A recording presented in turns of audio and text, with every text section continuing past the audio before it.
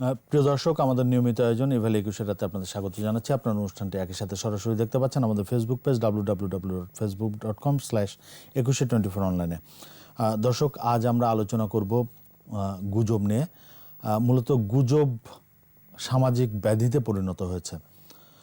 ইদানিং আমরা লক্ষ্য করছি যে সামাজিক যোগাযোগ মাধ্যম ব্যবহার করে নানা ধরনের গুজব রটানো হচ্ছে।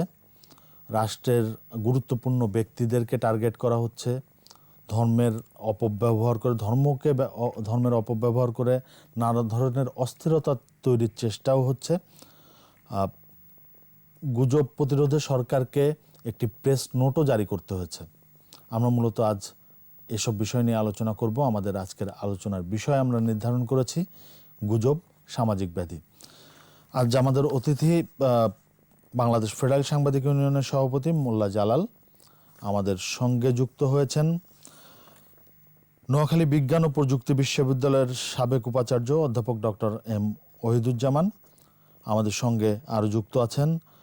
সিআইডির সাইবার ইন্টেলিজেন্সের বিশেষ পুলিশ সুপার মোহাম্মদ রেজাউল মাসুদ।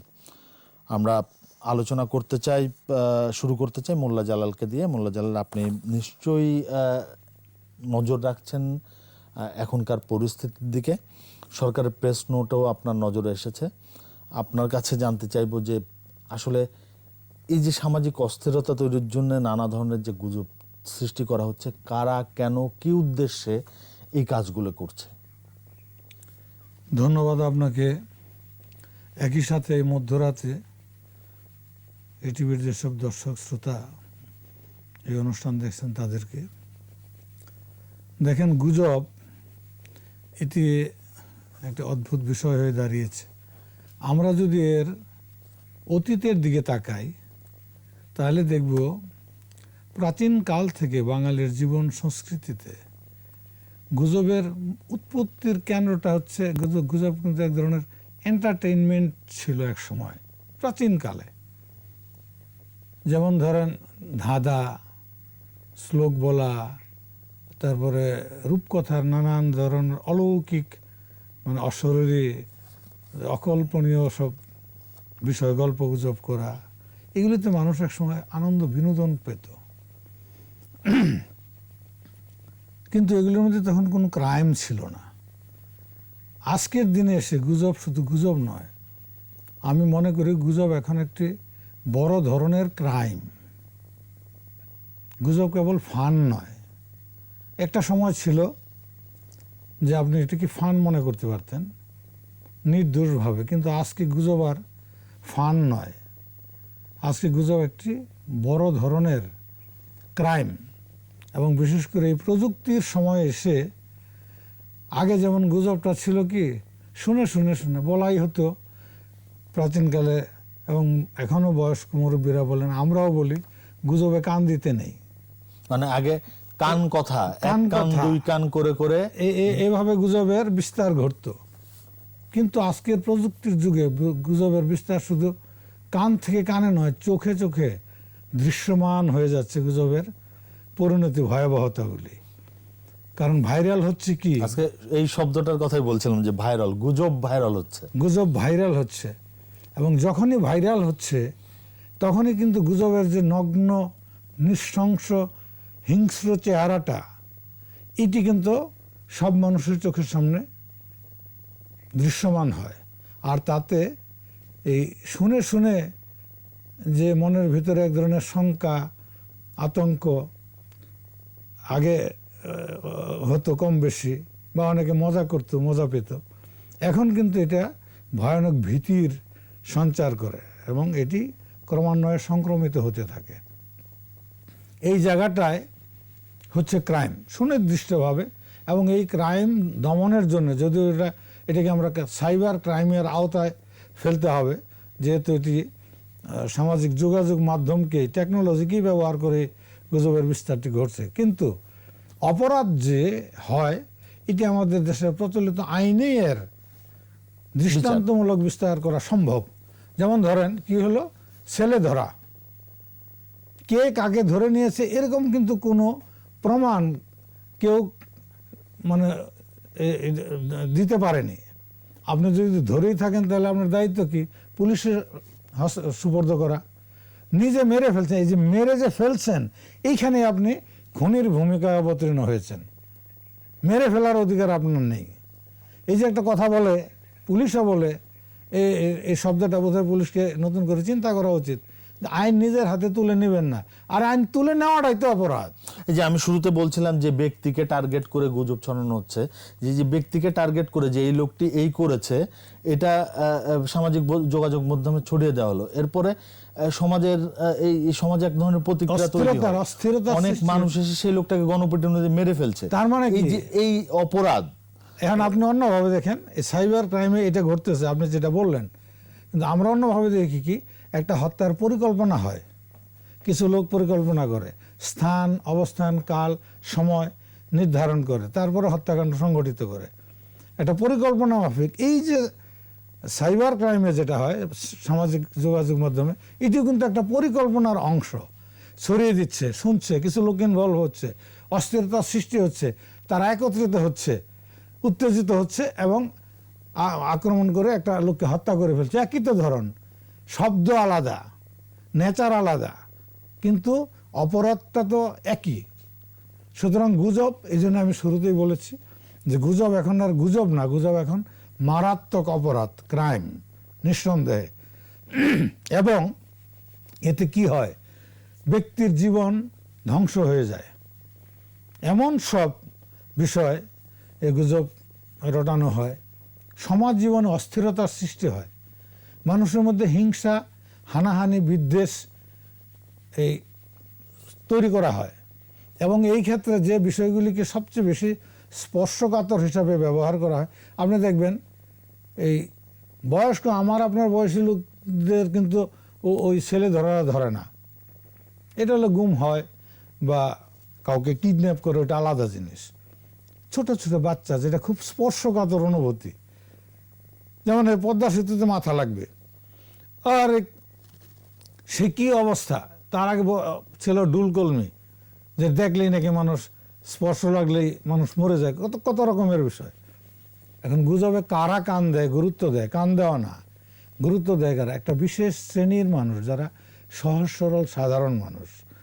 এবং তারা এই যে আগে গুজব তো শুনতে সময় লাগতো, কান থেকে কানে যেতে যেতে সময় লাগতো, এখন ভাইরাল হিসাবে চোখে দৃশ্যমান দেখে। এখন কিন্তু একেবারে যে অশিক্ষিত মানুষ বা না, আমি আসতেছি, গুজবে কান দেয় তা কিন্তু না। আমি আসতেছি এই কথায়।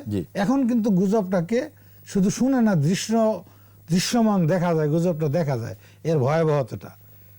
যার ফলে হয়েছে কি, যে এই শ্রেণীর উত্তরণ ঘটেছে, গুজবে ইনভলভ হয়েছে শিক্ষিত শ্রেণী। এর আরেকটা ধাপে উত্তরণ ঘটেছে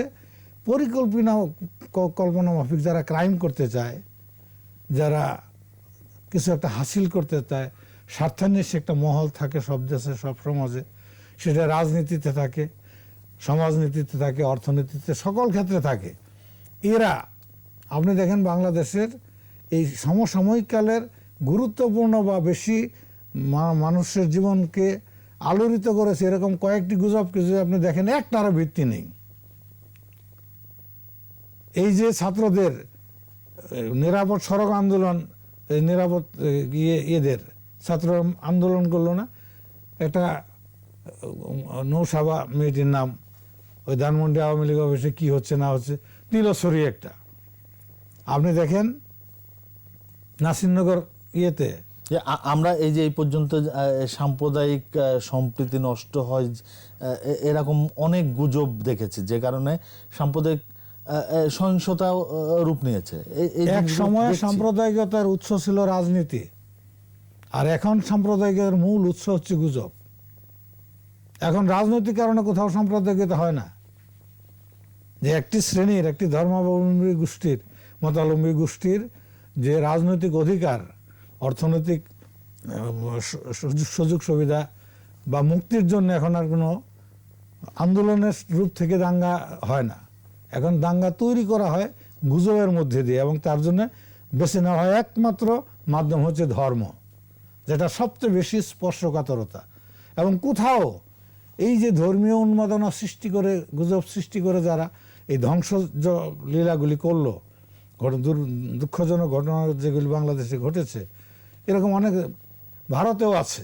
এই গুজবের অনেক লোক বিভিন্ন রাজ্যে প্রাণ হানি তাদেরও ঘটেছে। তারা কোথাও কিন্তু প্রমাণ সাপেক্ষ হাজির করতে পারলো না যে এটা গুজব না, এটি সত্যি। আমরা বলেছি, জানিয়েছি। জি। এটা উদ্দেশ্যমূলকভাবেই স্বার্থান্বেষী মহল এখন এই গুজবটাকে একটা হাতিয়ার হিসাবে ব্যবহার করছে। সেটা রাজনীতিতে হোক বা ধর্মে হোক। আমরা যেতে চাই অধ্যাপক ডক্টর এম ওহিদুজ্জামানের কাছে। স্যার, আপনার কাছে জানতে চাইবো যে আলোচনা আপনি শুনছিলেন নিশ্চয়ই যে গুজবে কান দিত আগে একদম সাধারণ মানুষ বা অশিক্ষিত একটি শ্রেণী, যাদের শিক্ষার আলো যেখানে ছিল না সেই সব জায়গাগুলোতেও। আমরা ইদানিং দেখছি যে এই যে উদ্দেশ্যমূলকভাবে যে গুজবগুলো রটানো হচ্ছে, সেখানে এক শ্রেণীর শিক্ষিত মানুষও কিন্তু সেগুলো বিশ্বাস করছে। এই যে সামাজিক অস্থিরতা তৈরি হচ্ছে, এটা স্যার কেন, মানে কেন এই ঘটনাগুলো ঘটছে? ধন্যবাদ আপনাকে। যে এখানে গুজব নিয়ে কথা হয়েছে, এবং গুজবের ভাইরাল এবং তার মধ্য দিয়ে অপরাধ সংগঠিত করা, এবং বড় আকারে যেগুলো হচ্ছে সেটা ধর্মীয় অনুভূতিতে আঘাত করে, এই ধরনের বিষয়কে ছড়িয়ে বিশেষ সম্প্রদায়ের মানুষের উপরে ব্যাপকভাবে আক্রমণ করে দাঙ্গা হাঙ্গামা, আগুন অগ্নিসংযোগ করা এবং এমনকি হত্যাকাণ্ড সংঘটিত করা। এবং সাম্প্রতিক কালে আমরা দেখেছি যে গুজব ছড়িয়ে কয়েকটি জায়গায় এরকম ব্যাপক না হলেও কয়েকটি জায়গায় হয়েছে এবং প্রাণহানি হয়েছে। আমরা লালমনিরহাটে দেখেছি একজন হত্যাকাণ্ড হয়েছে, বা এরকম কয়েকটা জায়গায় হয়েছে। এবং এ ব্যাপারে আমাদের সরকারের পক্ষ থেকেও এক ধরনের একটা সতর্কবার্তা দেওয়া হয়েছে। এখন দেখুন, উনি বলছিলেন যে গুজবটা কিভাবে হতো, এবং আগে যখন গুজব হতো কিছু ছিল ব্যক্তিগত পর্যায়ের গুজব, যে একজন সম্পর্কে একজন একটা গুজব ছড়িয়ে দিল। সেটা ফান করে হতে পারে, রাজনৈতিক উদ্দেশ্য হতে পারে, কাউকে ছোট করার উদ্দেশ্য হতে পারে, বা কোনো একটা বিবাদ লাগিয়ে দেওয়ার উদ্দেশ্য হতে পারে। কিন্তু পরবর্তীতে এটা দেখা যায় যে এখন যে তার চেয়েও বেশি সামাজিক রাজনৈতিক উদ্দেশ্যে, অন্য কোনো স্বার্থ একটা রাষ্ট্রে বিশৃঙ্খলা বা অস্থিতিশীল করার উদ্দেশ্যে এটা হয়ে থাকে। এবং আজকের যেহেতু গুজব ছড়াবার একটা বড় মাধ্যম হলো সামাজিক মাধ্যমগুলো, যে ফেসবুক সহ অন্যান্য যে মাধ্যমগুলো, ফেসবুকই বেশি দেখা যায় যেহেতু এটা খুব একটা কমন সোশ্যাল মিডিয়া, বা তাছাড়া ইউটিউব বা অন্যান্য জায়গায় ওই ধরনের গুজব ছড়ানো হয়। এখানে এই জায়গাগুলো উনি ঠিকই বলেছেন যে কোনো অপরাধ সংগঠিত হলে অপরাধীদের বিচার হবে, কিন্তু হয় কি গুজব ছড়িয়ে, এবং এটি সব দেশে পারে তা না, আমাদের মতো দেশগুলো যেখানে মানুষ আবেগপ্রবণ একটু বেশি, আমরা দেখবেন যে বিনা কারণেও খুব বেশি আবেগপ্রবণ, অথবা কারণেই বাঙালি একটু আবেগপ্রবণ, বা এই ধরনের আরো দেশ আছে। আবার কেউ আছে ধর্মীয় সেন্সিটিভিটি বেশি। সেই সব জায়গা থেকে এই গুজব ছড়িয়ে এই ধরনের অপরাধ সংগঠিত করা হয়। এবং সাম্প্রতিককালে যেগুলো উনি বলেছেন যে রাজনীতি, আগে রাজনীতির কারণে হতো, এখন হয় সাম্প্রদায়িকতার কারণে। আসলে এর পেছনে মূলত রাজনীতি। এই সাম্প্রদায়িকতাকে উস্কিয়ে দেওয়া হয় রাজনৈতিক কারণে, ধর্মকে ব্যবহার করে।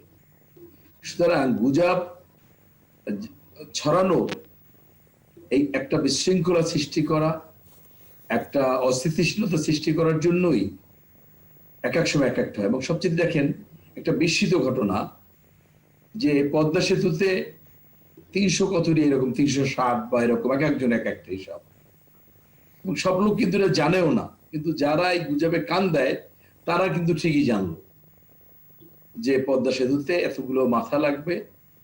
এই মাথা বা মুন্ডু আমরা যা বলি শিশুদের, এটা না হলে আর সেতুতে পিলার বসছে না। এইটা কোনো না মানুষের সেন্টিমেন্টের বিষয়, না বিজ্ঞানের বিষয়। আধুনিক যুগে এসে, বা এটা সরকার, কে পদ্মা সেতু কে করছে? সরকার। একটা সরকার সেই দেশের শিশুদের মাথা কেটে পদ্মা সেতু বা যে কোনো সেতু হোক বা যে কোনো একটা মাথাও কি সেটা দেওয়া সম্ভব? এরা কি সেই যুগ আছে যে ধর্মীয় কারণে নরবলি দেওয়া লাগবে, কোনো দেব দেবী সেই যুগ তো আর নেই। তো দেখেন সেটিও কিন্তু একটা শ্রেণী মানুষকে বিশ্বাস করানো গিয়েছিল। সেটি হলো আমাদের দুর্ভাগ্য। আমার কথা হলো, বা ধর্মীয় ভাবে আমরা দেখেছি যে চট্টগ্রামের, পার্বত্য চট্টগ্রামের, বিশেষ করে ইয়াতে মানে কক্সবাজারের ভেতরেও যে রামু সহ যে বৌদ্ধ মন্দির ভাঙা হয়েছিল, বা নানা সময় ধর্মী, এবং এগুলোতে স্বাভাবিকভাবেই কাদের টার্গেট করা হয়? এখানে কিন্তু এই সংখ্যালঘু মানুষকে টার্গেট করা হয়, দুর্বল নারীকে টার্গেট করা হয়, দুর্বল মানুষকে টার্গেট করা হয়। আপনি যদি বলেন যে কই এটা তো আমরা যদি এখানে একটা যারা সংখ্যক গুরু আছে, তারা যদি সংখ্যালঘু কোনো মানুষের বা ধর্ম বা তা নিয়ে যদি কোনো কথা বলে বা এই ধরনের একটা গুজব ছড়ানো হয়, সেটি কিন্তু হয় না। কারণ হয় না, যে সেটি হয় না এই জন্য যে সেখানে আপনি এই সেটি দিয়ে বেশি একটা ফায়দা হাসিল করা যাবে না। এই জন্য সংখ্যাগুরু মানুষের মধ্যেই নানা বিভ্রান্তি ছড়িয়ে করা হয়। এখন এখানে এর মধ্যে এই গুজবের এই যে ভাইরাল শব্দটি, ভাইরাল মানেটা কি? ভাইরাল তো আগে তো একটা খারাপ জিনিস ছিল। ভাইরাস যখন ছড়াই যায় বা ভাইরাস অ্যাফেক্টেড করে, আমরা বলি এটা ভাইরাল। এবং আমরা এই ভাইরাল আইসিডিতে প্রথম ব্যবহার করলাম আমাদের এই ফ্লপির পর সিডি আসলো, ইত্যাদি ভাইরাল হয়েছে, মানে এটা নষ্ট হয়ে গেছে ভাইরাল হয়ে। এখন ভাইরালটা হলো ছড়িয়ে যাওয়া, অর্থাৎ ভাইরাস যেভাবে ছড়ায় একটা থেকে লক্ষ লক্ষ কোটি কোটি হয়ে যায়। যে যেমন কোভিড, একটা লোককে কোভিড আক্রমণ করলে কয়েক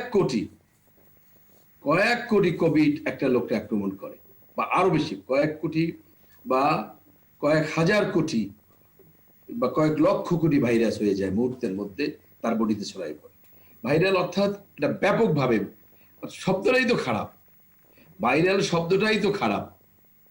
দেখেন এখন এই ভাইরাল কথাটাও কিন্তু প্রথম আসছে নানা ভালো ভালো ইস্যু, বিজ্ঞাপন, কোন একটা সামাজিক ইস্যু, কোন একটা জিনিসের ভালো একটা কাজ, সেটা একটা ভাইরাল হয়ে গেল। এখন ভাইরাল এইসব জিনিস ভাইরাল কেউ ফান করে করে, উনি ঠিকই বলেছেন, কিন্তু সাম্প্রতিককালে যে ঘটনাগুলো, এগুলো কেউ ফান করে করে না। এটার পিছনে স্যার আপনি একটু ইঙ্গিত দিয়েছেন যে এটার পিছনে তো রাজনৈতিক উদ্দেশ্যও রয়েছে। একেবারে রাজনৈতিক, যারা এই ধরনের অপরাধ অথবা যারা অপরাধমূলক কাজ করে, বা যারা অপরাজনীতি করে, যারা কঠোর রাজনীতির মধ্যে নিমজ্জিত, যাদের কাছে মানুষের স্বার্থ, সে যে ধর্মেরই মানুষ হোক, সেটি মুখ্য না। মুখ্য হলো তাদের স্বার্থ হাসিল করা, ক্ষমতা দখল করা, মানুষের সম্পদ লুণ্ঠন করা। এটা তো কোনো ধর্মের কাজ হতে পারে না। পৃথিবীতে কোনো ধর্ম নাই। আমি একজন মুসলমান, আমি একজন প্র্যাকটিসিং মুসলিম, আমি ইসলাম সহ আমার ধর্ম সব সম্পর্কে কম বেশি চেষ্টা করেছি পড়াশোনা করে জানতে।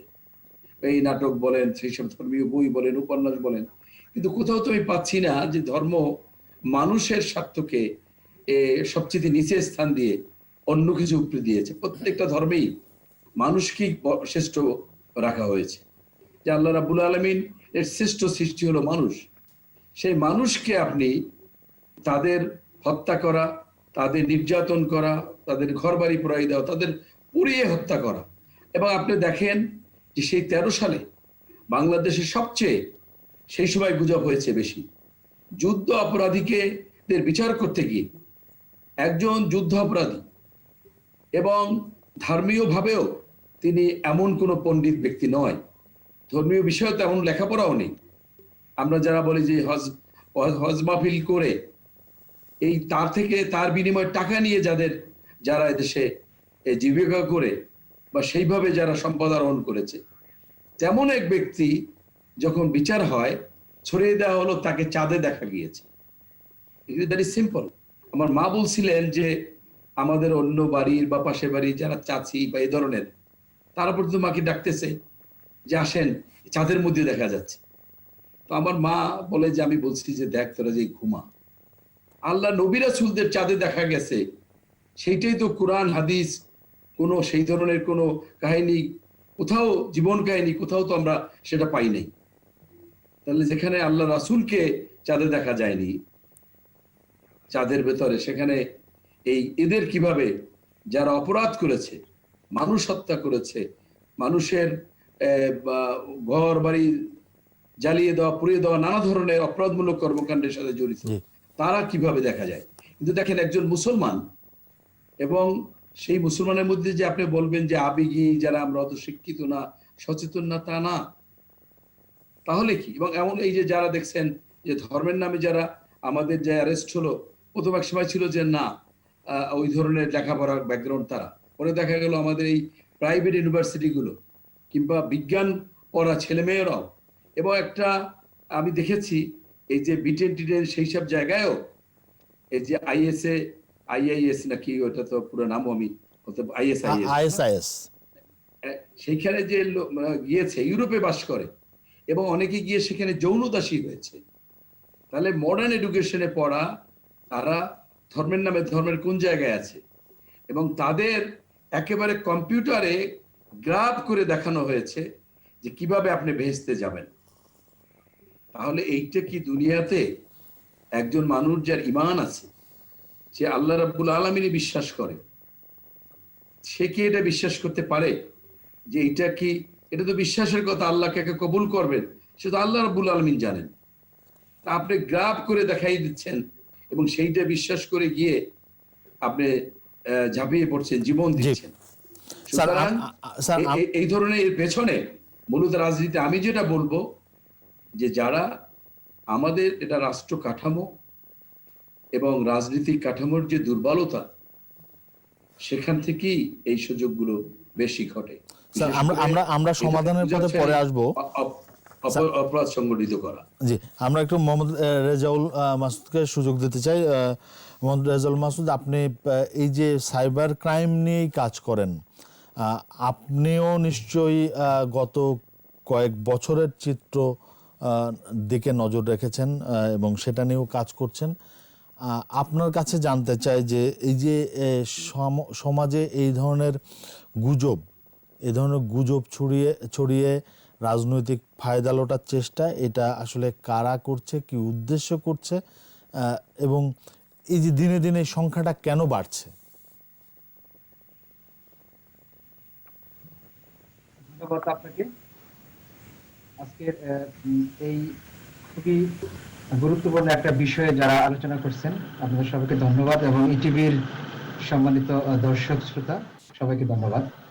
আসলে আপনার যে কথাটা খুবই প্রাসঙ্গিক, এই কথার মানে উত্তর দেওয়ার আগে আমি একটু মানে আমার বক্তব্যটা এভাবে শুরু করতে চাই।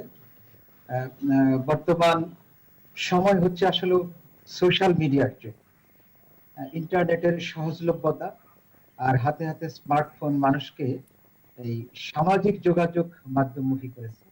আর এই বিশ্বায়ন এবং শিল্পায়নের যুগে বিশ্বব্যাপী কিন্তু সবচেয়ে বেশি আলোড়ন তুলেছে এই সামাজিক যোগাযোগ মাধ্যম।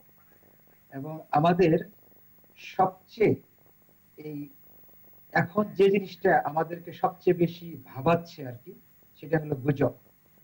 এবং গুজব সবসময় সমস্যা, আর এটা এখন আমাদের সোশ্যাল মিডিয়ার মাধ্যমে সবচেয়ে বেশি হচ্ছে। আমি একটা অতি সম্প্রতি একটা নিউজ ছিল এরকম, আপনারা হয়তো জেনে থাকবেন, আমাদের আমি যেই ইউনিটে কাজ করি, ক্রিমিনাল ইনভেস্টিগেশন ডিপার্টমেন্ট, এরকম একটা খবর বেরিয়েছিল। খবরটা ছিল যে সম্প্রতি যে জগন্নাথ ভার্সিটির যে তিথি সরকারের যে নিখোঁজ হওয়ার খবরটি নিয়ে একটা খবর ছিল এরকম, যে তিথি সরকারকে হাত পা বাঁধা অবস্থায় মালিবাগের সিআইডির ৪র্থ তলা থেকে উদ্ধার। আমি হতবাক, এরকম একজন লোক এই নিউজটা দিয়েছে এবং এটা সাথে সাথেই ভাইরাল হয়ে যায়। এবং আমি আসলে যেটা বলতে চাচ্ছি যে এই খবরটার পিছনে হয়তোবা উদ্দেশ্য প্রণোদিত ছিল, একটা গ্রুপ এটাকে টার্গেট করে করছে, কিন্তু সে হয়তো ভাবেনি যে এই খবরটার সাথে সাথে একটা অর্গানাইজেশন, একটা সমাজ, একটা রাষ্ট্র কিন্তু ক্ষতিগ্রস্ত হতে পারে।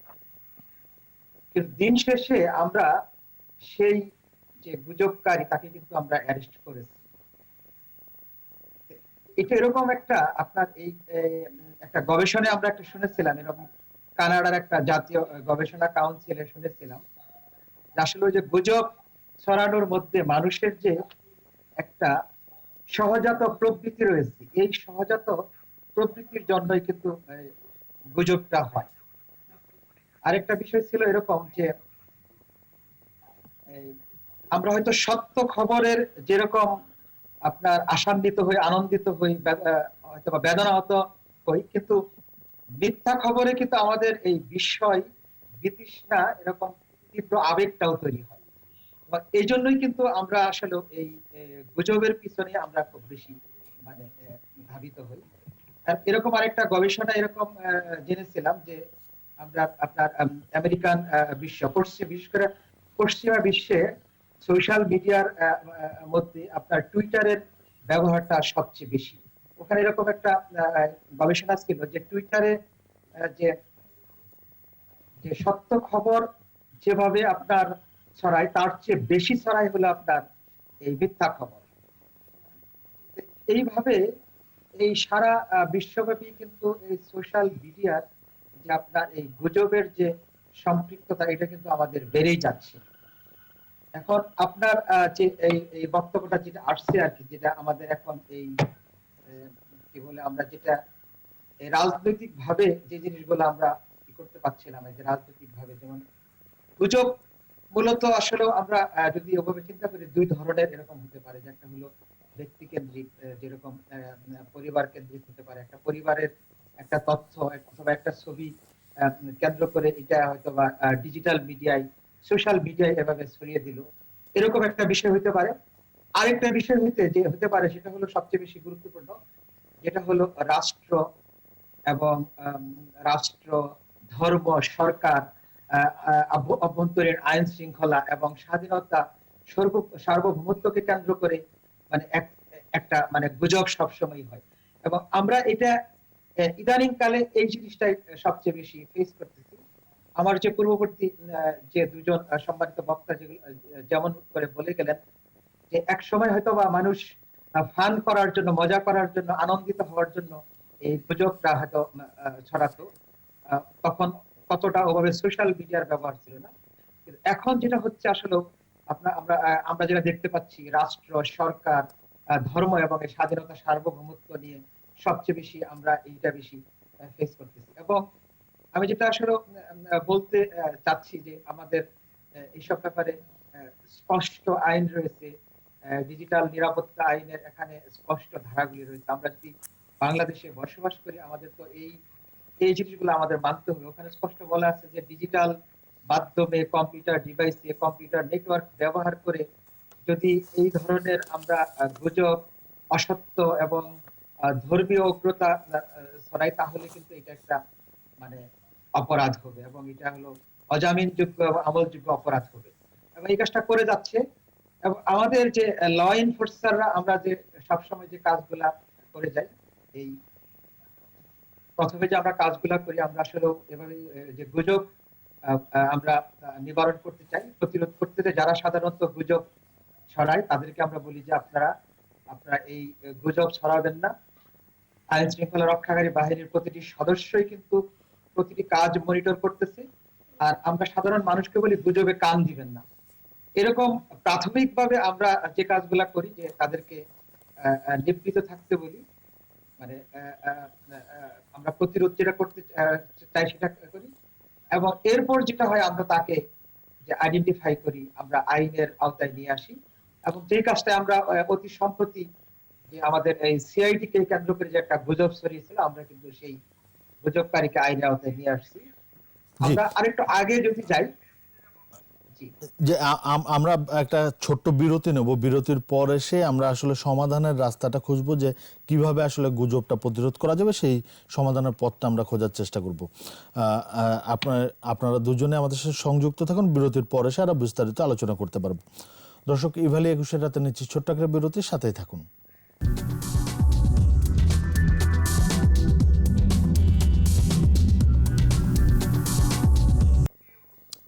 দর্শক, আবারও স্বাগত ইভালি 21 রাতে। আমাদের আজকের আলোচনার বিষয় গুজব, সামাজিক ব্যাধি। যাচ্ছি মোল্লা জালালের কাছে।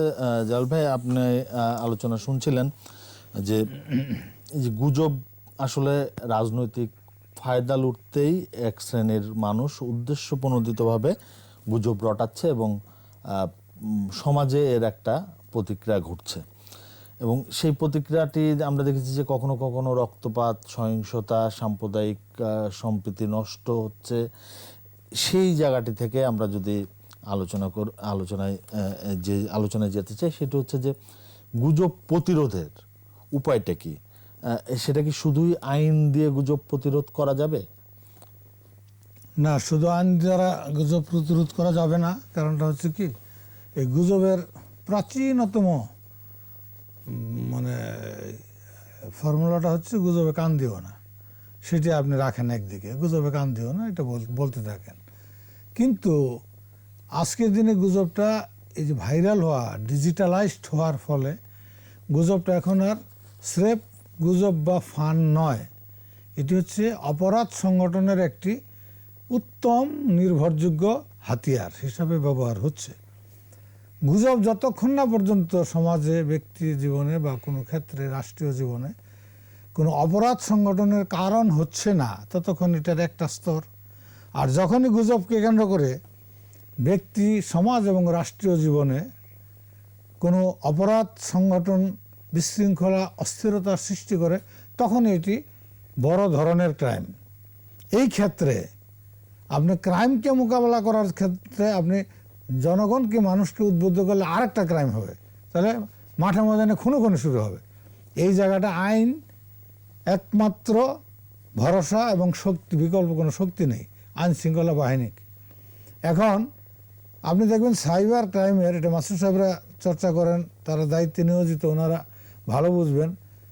আমরা যতটা জানি বা বুঝতে পারি, তারাও কিন্তু এটা হিমশিম খাচ্ছে এটার গতি প্রকৃতি কিভাবে লোকেট করবে। গুজবটা সরিয়ে দেওয়া যায়, যে যেখান থেকে সরানো হয় অনেক সময় দেখা যায় এটা তো শুধু কথা দিয়েই না যে এই ঘটনাটা ঘটেছে, এটা ভিডিও তৈরি করে দেওয়া হচ্ছে। হচ্ছে, একটা ঘটনা ঘটছে, সেটা মিথ্যা ভিডিও।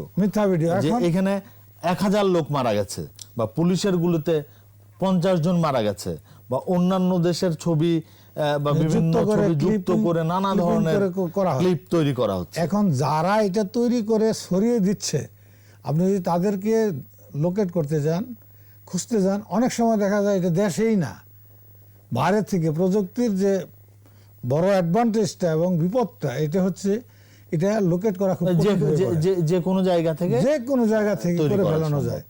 কিন্তু এখন আমেরিকা থেকে করুক, আফ্রিকা থেকে করুক, যে কোনো জায়গা থেকে করুক, ঘটনাটা আমার দেশে, আমার সমাজে, আমার পরিবারে, আমার সংসারে ঘটে, সর্বনাশটা আমার ঘটাচ্ছে। এই ক্ষেত্রে কি হবে?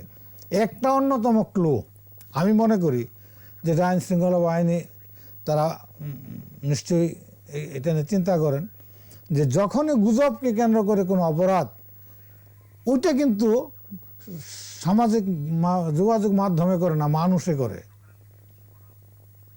গণপিটুনিতে মানুষকে মেরে ফেলা, মানুষে মারে, এবং এইটাও কিন্তু পাওয়া যায়, এই সামাজিক যোগাযোগ মাধ্যমেই পাওয়া যায়। কেউ না কেউ মোবাইলে ছবি তুলে ফেলে, ফুটেজ খুব কঠিন হয়ে পড়ে না। এই জায়গাটিতে আইন শৃঙ্খলা বাহিনীকে, সরকারকে নতুন করে চিন্তা করে শক্ত একটা অবস্থান নিতে হবে। যেমন ধর্ষণ সংক্রান্ত বিষয়ে একটি সিদ্ধান্ত হয়েছে, এটি নিয়ে দেশে কারোরই মধ্যে তেমন কোনো নেতিবাচক প্রতিক্রিয়া নেই।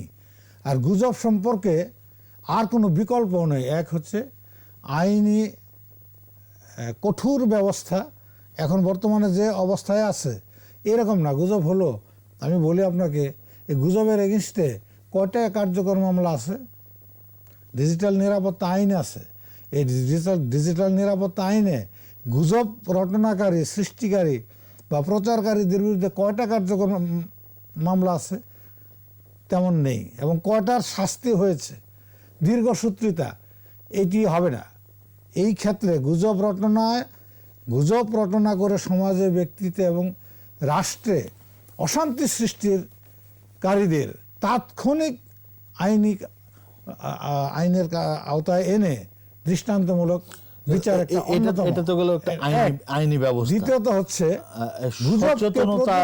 আমরা যে বলছি যে, এই যে আপনি বললেন যে গুজবে কান দিবেন না, এই জায়গাটিতে আমাদেরকে আবার প্রযুক্তির সহায়তাটা বেশি নিতে হবে। এক্স্যাক্টলি, যে আমাদের ওই জিনিসটাই মানুষের মাথার মধ্যে ঢুকিয়ে দেওয়া যে সব কিছু দেখে বিশ্বাস করার সুযোগ নেই বা বিশ্বাস করা যাবে। এই ক্ষেত্রে আপনি ধরেন এই প্রযুক্তিকে আপনি ব্যবহার করে গভর্নমেন্টের অনেক বাণী, অনেক মেসেজ রেগুলার মোবাইলে, এই যেমন কোভিডে আপনি যখনই কাউকে ফোন করবেন, রিসিভ করবেন, রিং বাজার আগেই বলা যায় এই হচ্ছে, এই করেন। এরকম রেগুলার মেসেজ সবসময় মানুষের মধ্যে প্রযুক্তিকে ব্যবহার করে। আরেকটি হচ্ছে গণমাধ্যম। গুজব কিন্তু এটাকে সংক্ষিপ্ত সংবাদ হিসাবেও চালায় দেওয়ার চেষ্টা হচ্ছে বিভিন্ন পর্যায় থেকে। এটা আমাদের এই পেশায় আমরা যারা আছি, আমাদেরও একটু নড়ে চড়ে বসবার সময় এসছে যে প্রতিনিয়ত শোনার সাথে সাথেই আপনি আপনার তথ্যপত্র সংগ্রহের জন্য আপনার যা মেশিনারিজ আছে, আপনার যা রিপোর্টার্সের জনবল আছে, সবাইকে ইনভলভ করার আগেই আপনার মাধ্যম থেকে আপনি প্রচার করেন যে আগে শুনে নেন, জেনে নেন, তথ্যভিত্তিক যাচাই করে নেন। এই প্রচারণাটা মানুষকে দ্রুত স্পর্শ করবে। একটি হচ্ছে আইনি কাঠামো শক্ত করা, তৎপর হওয়া এবং দৃষ্টান্ত স্থাপন। দ্বিতীয় হচ্ছে গণমাধ্যমকে এই ক্ষেত্রে, কারণ গণমাধ্যমে এটা আওয়ামী লীগের স্বার্থ, বিএনপির স্বার্থ না, রাষ্ট্রের স্বার্থ, সমাজের স্বার্থ, নাগরিকের স্বার্থ। গুজবের ধ্বংসে আমরা সবাই ক্ষতিগ্রস্ত হই। সুতরাং এই দেশের জন্য, নিজেদের জীবন জীবিকার জন্য, নিজেদের সন্তান সন্ততিদের ভবিষ্যতের জন্য আমাদেরকে এই কতগুলি সর্বনাশা বিষয় সম্পর্কে আমাদেরকে সতর্ক হতে হবে। আপনি ধরেন কারো বিরুদ্ধে, কোনো দলের বিরুদ্ধে আপনার কোনো অভিযোগ আছে, আপনি নিয়মতান্ত্রিক আন্দোলন করেন। পৃথিবীর ইতিহাসে আজ পর্যন্ত আন্দোলন ব্যতি রেখে নিয়মতান্ত্রিকভাবে ক্ষমতা হস্তান্তরের কোনো পন্থা নেই, মানব জাতির ইতিহাসে নেই। যা এককালে সেই পঞ্চদশ ষোড়শ শতাব্দীতে ছিল, অস্ত্র দ্বারা, যুদ্ধ দ্বারা জমি দখল করে, ঘরবাড়ি দখল করা। এখন আর সেই দিন নেই। মানে গুজব আসলে অস্ত্র হতে পারে না। জি, আমরা সময় পেলে আবার আপনার কাছে আসবো, আপনাকে আবার সুযোগ দিতে পারবো যদি সময় পাই। আমি একটু যেতে চাই অধ্যাপক ডক্টর এম ওহিদুজ্জামানের কাছে। স্যার, আপনার কাছে একই প্রশ্ন। আসলে আমরা সমাধানের পথে হাঁটতে চাই। এই যে গুজব আমাদের সমাজে এক ধরনের প্রতিক্রিয়া তৈরি করছে, অস্থিতিশীল করে তুলছে আমাদের সমাজকে। এই জায়গাটা থেকে আমরা একটা সমাধানের পথে হাঁটতে চাই, কি করা দরকার? ধন্যবাদ আপনাকে, উনি চমৎকারভাবেই বলছেন। তো আমি যেটা বলতে চাই যে গুজবের প্রথমত আইনি ব্যবস্থা, তারপর প্রশাসনিক ব্যবস্থা, দুটাই হলো প্রধান। তারপরে গুজবে কান দেবেন না এই ধরনের আমরা বলবো, বা মানুষ যত শিক্ষিত হবে, সচেতন হবে, বিবেকবান হবে, তত মানুষ সেটা আস্তে আস্তে সেটা হবে। কিন্তু আইন যেটা করা দরকার, যে আইসিটি একটা আইন হয়েছে, সেটা একটা অন্য আইন। কিন্তু আমার মনে হয় যে এটা আইদার প্যানাল কোডে ভেতরে এটাকে আনতে হবে, অথবা আপনি মানে দণ্ডবিধি, আমাদের যে দণ্ডবিধি আছে তার ভিতরে অন্তর্ভুক্ত করা, কিংবা স্পেশাল আইন হতে পারে, লাইক যে নারী নির্যাতন, শিশু নারী নির্যাতন আইন, মানে এটা কি গুজব প্রতিরোধ আইন, এই ধরনের কোন আইন করা যেতে পারে? এই ধরনের হতে পারে, বিকজ এবং সেখানে গুজব সৃষ্টিকারী, গুজব প্রচারকারী, গুজব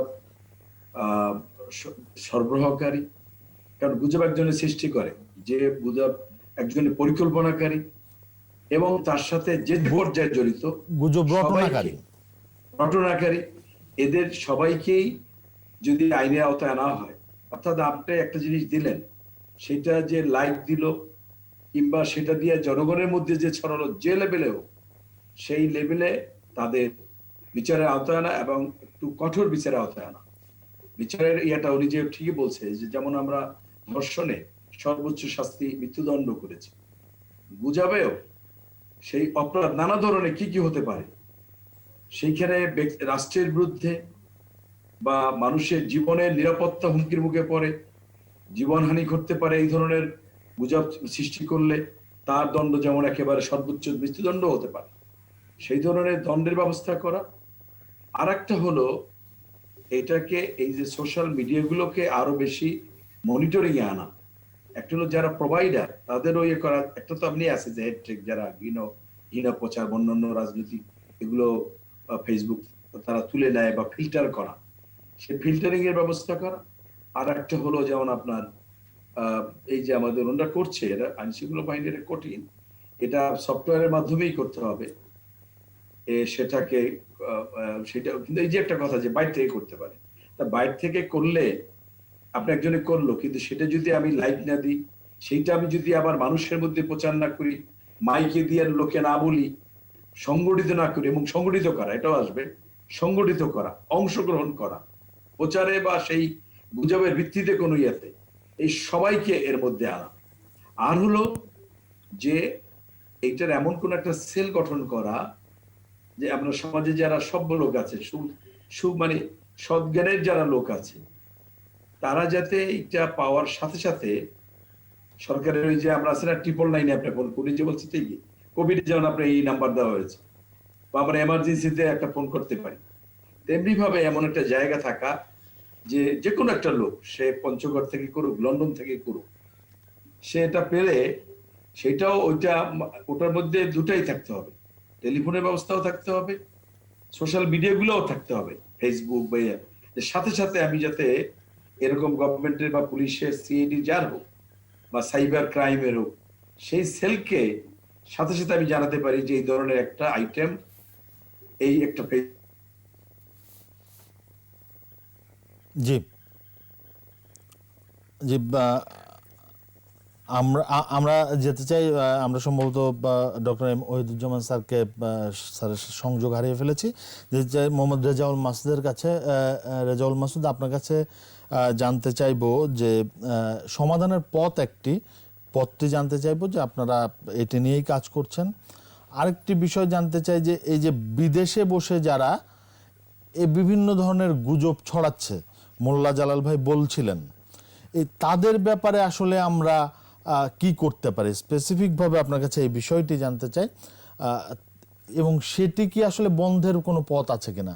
এবং এই গুজবটা কিন্তু বেশিরভাগই রাষ্ট্রবিরোধী গুজব বা রাষ্ট্রবিরোধী প্রোপাগান্ডা, সেগুলো কিন্তু দেশের বাইরে থেকে। দুঃখিত, ডিসকানেক্ট হয়ে গেছিলাম বোধহয়। স্যার, আমরা সুযোগ পেলে আবার আসবো। আমাদের শুরু করেছেন রেজাউল মাসুদ সাহেব, ওনার কাছ থেকে জেনে আপনার কাছে আবার সুযোগ পেলে হয়তো আসবো। মোহাম্মদ রেজাউল মাসুদ। ধন্যবাদ আপনাকে। আমি আসলে আমি যে বিষয়টা বলতে চাচ্ছি তা বলার আগে আমার পূর্ববর্তী যে বক্তা শ্রদ্ধেয় স্যার যে কথাগুলো বললো তার প্রেক্ষিতে বলি, আসলে আমাদের ডিজিটাল নিরাপত্তা আইন যেটা আছে সেখানে কিন্তু স্পষ্ট করা আছে, এবং ডিজিটাল নিরাপত্তা আইন কিন্তু আসলে এটা একটা স্পেশাল নয়, এবং এখানে খুব ভালো করে আইনের ধারাগুলা সন্নিবেশিত আছে।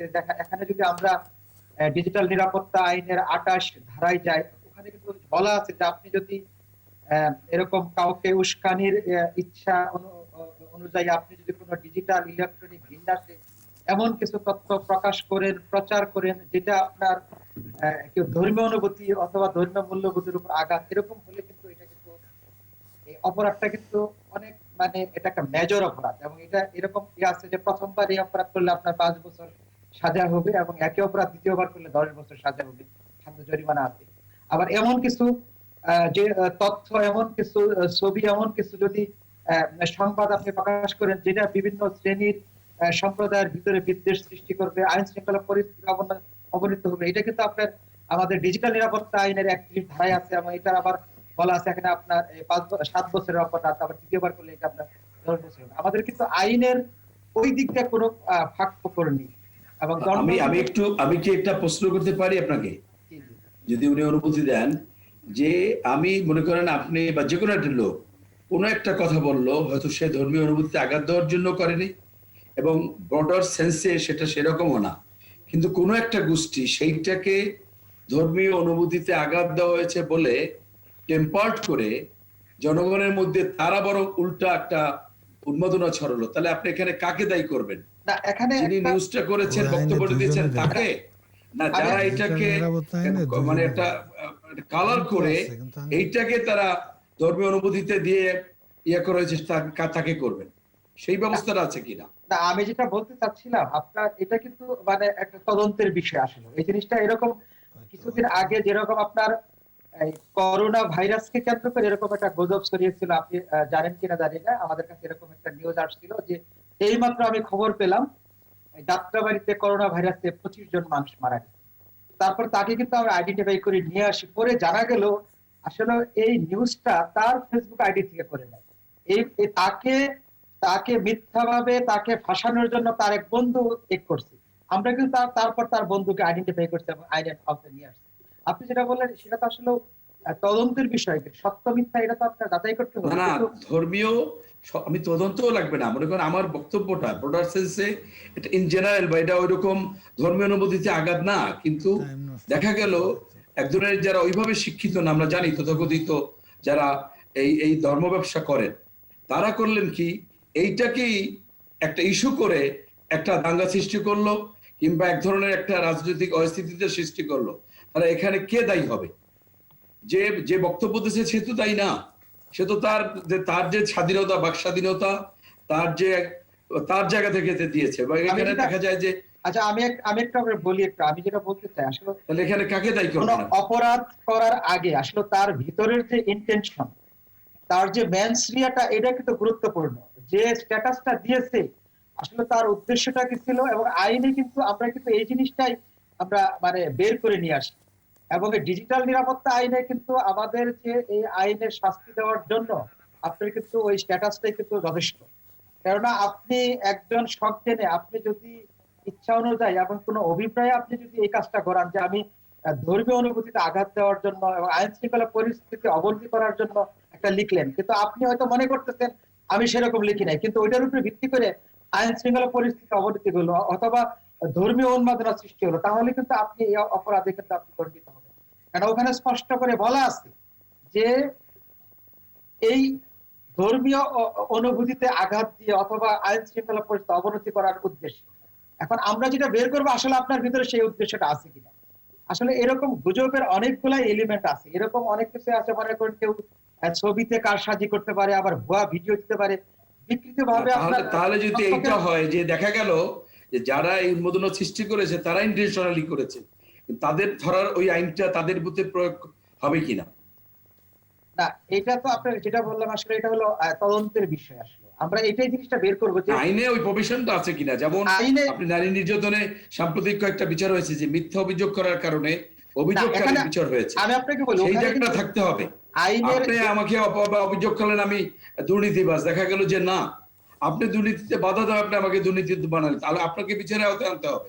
না, এখন যাকে অভিযুক্ত করা এই যে গুজবের জায়গাটা কিন্তু এটা বিরাট জায়গা। আমি একটু বলতে দেখা গেল ওইটাকে টেম্পার করে যে লোকটা এটা কিছুই না, একটা গ্রুপ ওইটাকে টেম্পার, এবং রামুতেও তাই হয়েছিল, তারা সত্যি ওইটাকে টেম্পার রামুর করে ঘটনাটি দাঙ্গাটা বাজিয়েছে। একটি নিউজ শেয়ার দেওয়া নিয়ে, একটি বক্তব্য শেয়ার দেওয়া নিয়ে ঘটনাটা ঘটেছিল। আমি রেজাউল মাসুদ ভাই আপনার কাছ থেকে একটি বিষয় জানতে চেয়েছিলাম, যারা দেশের বাইরে বসে গুজব ছড়াচ্ছে সেই জায়গাটিতে মানে সেটা প্রতিরোধ করার উপায়টা আসলে কি, সেটা প্রতিরোধ করা সম্ভব কি? সেটাই, সেই বক্তব্যে যাওয়ার আগে আমি যেটা আইনগত যে প্রতিরোধের ব্যবস্থাটা আছে, হ্যাঁ, সেটার আগে কিছু আমরা যেহেতু এই সাইবার ক্রাইম নিয়ে কাজ করি এবং সিআইডি যেহেতু একটা বিশেষায়িত সংস্থা, সেখানে কিছু আমরা আসলে পয়েন্ট দিতে চাই। যেমন এই প্রতিরোধে বেশ কিছু কাজ করা যায়। মনে করেন যে একটা পোস্ট দেওয়া হলো যেটা আপনার ভাইরাল হয়ে গেল মুহূর্তের মধ্যে। এখন আমাদের কিন্তু আরেকটা পদ্ধতি আছে যেটা ডিজিটাল মার্কেটিং মেথড, যে আপনি যে আপনার বুস্ট আপ করা যেটাকে বলে আমরা, যে আপনি হয়তো একটা শেয়ার অথবা একটা পোস্ট আপনার হয়তো এটা 1000 আসলো, কিন্তু আমরা কিন্তু 1 ঘন্টায় 1 লাখ, হ্যাঁ, এটা কিন্তু দেয়া যায়। এটা একটা পদ্ধতি আছে। আরেকটা পদ্ধতি হলো যে আপনি মনে করেন যে একজনে হয়তো একটা এরকম গুজবের একটা স্ট্যাটাস দিল, হ্যাঁ, এটা কিন্তু যে স্ট্যাটাস দিচ্ছে, হ্যাঁ, তাকে এই স্ট্যাটাসকারীর এটা যদি কয়েকজন রিপোর্ট করা হয় যে এই এই ফেসবুক আইডি থেকে এই গুজবটা রটানো হয়েছে, এরকম যদি 7-8 জন যদি ফেসবুক কর্তৃপক্ষকে রিপোর্ট করে, তাহলে কিন্তু ওই ফেসবুক আইডিটাকে ব্লক করে দেওয়া হয়। আরেকটা যেটা আছে, যেটা আমরা আমাদের পূর্ববর্তী বক্তারা বলছি, যেটা হলো প্রি ভাইরাল অ্যাওয়ারনেস, যেটা আমরা করতে পারি। আর আইনগত যে ভিত্তির যেটা তো আমি বললাম, আমাদের কিন্তু ডিজিটাল নিরাপত্তা আইনে এখানে স্পষ্ট বলা আছে, আজ আর ওই ডিবেটে যাব না। আপনি যেটা ওই যে বিদেশের যে কাজগুলা, এটা কিন্তু খুব বেশি হয়। কেন কেন হচ্ছে বিদেশ থেকে আমরা এরকম আমাদের সাইবার ক্রাইমের সিআইডি সাইবার ক্রাইমের একটা ইউনিটি আছে আপনার, এই সাইবার মনিটরিং টিম। এবং সাইবার মনিটরিং টিম আমাদের 24 ঘন্টা সপ্তাহে 7 দিন 365 দিন কিন্তু এটা আপনার মনিটর করে। যেমন সোশ্যাল মিডিয়াতে অনলাইন দুনিয়ায় কোনো কিছু যেমন ডিলিট হয় না, আমরা আপনি আপনি যেমন এখন যে জায়গায় বসে আছেন, এটা কিন্তু একটা ডিজিটাল কিন্তু ডকুমেন্ট অলরেডি এস্টাবলিশড হয়ে গেছে। আপনি এই 12:30টার সময় অথবা 12:51 আপনি এখানে বসে আছেন। এরকম ডিজিটাল দুনিয়ায় যেহেতু কোনো কিছু ডিলিট হয় না, এরকম আমরা ল এনফোর্সার, বিশেষ করে আমরা বাংলাদেশ পুলিশের যে সমস্ত সদস্য এই রিলেটেড কাজ করি এবং সবকিছু কিন্তু আমরা মনিটর করি। আসলে মনিটরের ভিতরে একটা বিষয় আছে, আমরা তাদেরকে হয়তো বা সচেতন করি, তাদেরকে প্রতিরোধ করি এবং সর্বশেষে আমরা আইনের আওতায় নিয়ে আসি। আর আপনি যে বিষয়টি বলতে চাচ্ছিলেন যে বিদেশে থেকে, এবং বেশিরভাগ লোকজনই কিন্তু আপনার বিদেশ থেকে কাজগুলা করে থাকে। এখন আপনার ফেসবুক আইডি, আমার ফেসবুক আইডি না, সবাই জানে। শুধু যে ফেসবুক থেকে গুজব ছড়াচ্ছে তা কিন্তু না, ইউটিউবে আমরা দেখেছি নানা ধরনের অপপ্রচার প্রোপাগান্ডা ঘটছে। আমি সেটাই বলতে চাচ্ছি যে জি, আপনি সোশ্যাল মিডিয়া বলতে ফেসবুক, ইউটিউব, আপনার এখানে হোয়াটসঅ্যাপ, তারপর আপনার টুইটার, সবকিছু আসবে এখানে। আমি যেটা বলতে চাচ্ছি, আপনার আইডি আমার আইডি সবাই জানে। আপনি এখান থেকে আপনি কোনো গুজব রটাবেন, আমি রটাবো না। এখন যে গুজব রটাবে সে কিন্তু তার একটা ফেক আইডি বাংলাদেশে থেকে অথবা বিদেশে যে অবস্থান করছে তার ওখান থেকে হচ্ছে এই জিনিসটা। এবং এই জিনিসটা কিন্তু আমরা ইজিলি আইডেন্টিফাই করে থাকি এবং করছিও আমরা, যে আপনার এই ফেসবুক ইউজার কে, তার ইনফরমেশন কোথায় আছে, তার কি ডেটা রেকর্ড আছে, আমরা ওগুলাকে আইডেন্টিফাই এবং করতে পারি এবং তাদের কিন্তু আইনের আওতায় নিয়ে আসি। আপনার যেমন দেখেন এই গত বছরের যে বুয়েটের আবরার হত্যার ঘটনা যেটা ঘটলো, ওখানে একটা ছবি আপনার ভাইরাল হয়েছিল, কিন্তু সেই ছবিটা কিন্তু আবরারের না, আরেকজনের ছবি দিয়ে এরকম করছিল। আবার রোহিঙ্গার এরকম হত্যা ইস্যুতে এরকম করছে। এরকম কিন্তু আমাদের সাইবার ক্রাইম কিন্তু সহজে আমরা এই ডিটেক্ট করতে পারি। আর আপনার এই আমরা একদম শেষ দিকে, আপনি যদি শেষ করে আনেন। আমি আমি আমি শেষ করতেছি। আমাদের এরকম যে সমস্ত আইডি থেকে, ফেসবুক আইডি বলেন, ইউটিউব লিংক বলেন, অথবা নিউজ পোর্টাল থেকে যে সমস্ত লোক এরকম আপনার এই গুজব অথবা এই টাইপের সরকার বিদ্বেষী যে কোনো ধরনের খবর ছড়ায়, এবং আমরা এটা 24 ঘন্টা মনিটর করি এবং আমাদের এই পুরো প্রোফাইল তাদের আমরা আর্কাইভ করে রাখি। যে কোনো সময় তাদেরকে আমরা আইনের আওতায় নিয়ে আসতেছি, এবং এদের বিরুদ্ধে আমাদের প্রচুর মামলা আছে। এবং আমি মনে করি যে এই গুজবের ব্যাপারটা আমাদের আসলে এখানে একটা আইনের একটা প্রক্রিয়া আছে এবং প্রতিরোধের প্রক্রিয়া আছে। আরেকটা বিষয় হলো যে আমাদের যে সকল শ্রেণীর জনসচেতন, আসলে আমরা জনমতটা যদি আমরা ওভাবে তৈরি করতে পারি, তাহলে হয়তো আমাদের আইন শৃঙ্খলা রক্ষাকারী বাহিনীকে ধন্যবাদ মোহাম্মদ রেজাউল মাসুদ। আমরা একদম শেষ দিকে শেষ করব আজকের রিভালে 21 রাত। আমাদের সঙ্গে আমাদের অতিথি হিসেবে আসার জন্য মোল্লা জালাল, আপনাকে অসংখ্য ধন্যবাদ জানাচ্ছি। ধন্যবাদ জানাচ্ছি অধ্যাপক ডক্টর এম ওহিদুজ্জামান আমাদের সঙ্গে যুক্ত হওয়ার জন্য। ধন্যবাদ জানাচ্ছি মোহাম্মদ রেজাউল মাসুদ, আপনাদের ধন্যবাদ জানাচ্ছি। শেষ করব দর্শক আজকের এই ভ্যালি 21 রাত। নিশ্চয়ই আমাদের আলোচনা আপনাদের ভালো লেগেছে। সবাই ভালো থাকবেন, সুস্থ থাকবেন, শুভরাত্রি।